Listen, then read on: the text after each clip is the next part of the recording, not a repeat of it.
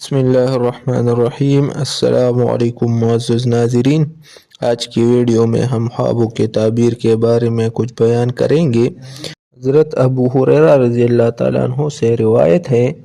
کہ رسول اللہ صلی اللہ علیہ وآلہ وسلم نے فرمایا، بشارتوں کے سوا نبوت کی کوئی چیز باقی نہیں رہی۔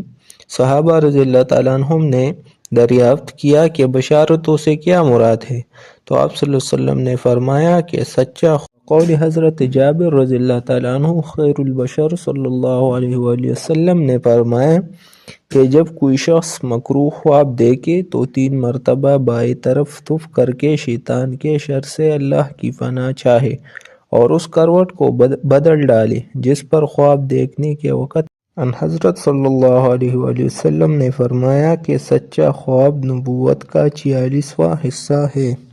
قرآن کی ایک آیت کا ترجمہ ہے، اور ہم نے اسی طرح زمین پر یوسف کو عزت دی اور خوابوں کی تعبیر سکھائی۔ اپنا خواب دوست یا عالم کے سوا کسی سے نہ کہو۔ اس کو ترمذی نے روایت کیا ہے، اور ابو داؤد کی روایت میں بھی یہ الفاظ ہے کہ آپ صلی اللہ علیہ وآلہ وسلم نے فرمایا، اپنا خواب کسی دوست یا زیرائی کے سوا کسی سے نہ کہو۔ قرآن کی ایک آیت کا ترجمہ ہے، البتہ سچ دکھایا اللہ تعالیٰ نے اپنے رسول کو خواب حق کے ساتھ، البتہ داخل ہوں گے تم مسجد حرام میں اگر چاہا اللہ نے،